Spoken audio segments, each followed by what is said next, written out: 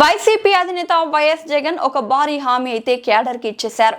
తమ పార్టీ మరోసారి అధికారంలోకి వస్తే పాలన మొత్తం కార్యకర్తల చేతుల మీదుగానే చేస్తామని, అంటే సంక్షేమ పథకాలు కానీ అభివృద్ధి కార్యక్రమాలు కానీ అంతా కార్యకర్తల మాటే క్షేత్రస్థాయిలో చెల్లుబాటు అవుతుందని జగన్ హామీ ఇచ్చారన్నమాట. అంతే, కార్యకర్తలు ఈ హామీతో ఫుల్ హ్యాపీ అన్నది చర్చ సాగుతోంది.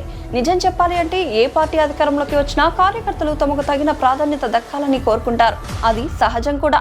కానీ ఒక వైసీపీ విషయంలోనే అది రివర్స్ అయింది. 10 ఏళ్లు మోసి మరీ వైసీపీ కోసం క్యాడర్ ఏకంగా 10 ఏళ్ల పాటు పార్టీని మోసారు. 2009లో వైఎస్ఆర్ మరణం తర్వాత జగన్ వెంట చేరిన క్యాడర్ 2019 దాకా ఎటువంటి ఫలాపేక్ష లేకుండా పార్టీ కోసం ఆరుగాలం కష్టపడ్డారు.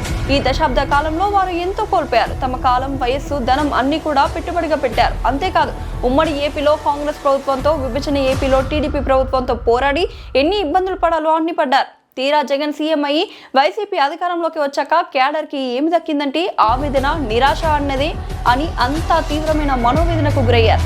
తెలిసి వచ్చిందా? అయితే వైసీపీకి 2024 ఎన్నికల్లో తమ సొంత పార్టీ క్యాడర్ పూర్తిగా హ్యాండ్స్ అప్ అని చేతులు ఎత్తివేయడంతో అనేక బలమైన నియోజకవర్గాలు సైతం చేతులు ఎత్తేసి జారీ కూటమి వైపుగా టన్ను కావడంతో తప్పు ఏమిటి తెలిసి వచ్చింది అని అంటున్నారు. 2024లో వైసీపీ ఓడినా ఇంతటి భారీ ఓటమి అయితే వచ్చి ఉండేది కాదని పార్టీ పెద్దలు భావిస్తున్నారు. క్యాడర్ జోక్యం చేసుకుని ఉంటే ఖచ్చితంగా 50 దాకా అయిన అసెంబ్లీ సీట్లు దక్కేవని, ఫలితంగా గౌరవప్రదమైన స్థానంలో పార్టీ ఉండేదని కూడా మదన చెందుతున్నారు. అయితే చేతులు కాలాక ఆకలి పట్టుకున్న చందంగా ఇప్పుడు క్యాడర్ కి ఎంతో మేలు చేస్తామని పార్టీ పెద్దలు చెప్తున్నారు అని అంటున్నారు. వారికి అగ్రతాంబూలం వైసీపీ పాలన 2.0 కనుక వస్తే క్యాడర్ కి పెద్దపీట వేస్తామని చెప్తున్నారు. జగన్ స్వయంగా హామీ ఇచ్చారు.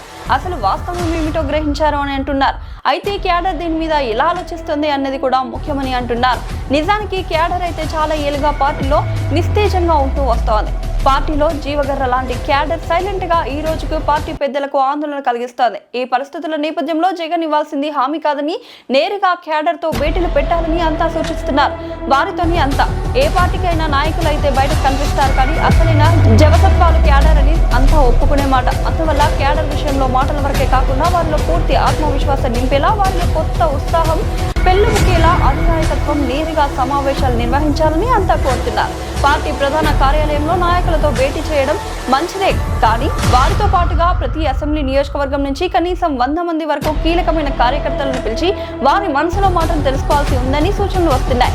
అంతేకాకుండా పార్టీ పరిస్థితి ఎలా ఉందో వారిని అడిగితేనే రియల్ ఫీడ్బ్యాక్ కూడా వస్తుందని అంటున్నారు. మొత్తం మీద అయితే క్యాడర్ పట్టుకొమ్మ అని, వారి తమకు పెద్ద దిక్కు అని వైసీపీ చెప్పడం వరకు ఓకే అయినా క్యాడర్ ని కదిలించాలంటే ఇది సరిపోదని, ఇంకా కావాల్సింది, చేయాల్సింది చాలానే ఉందని అంటున్నారు. సో అదన్నమాట మ్యాటర్.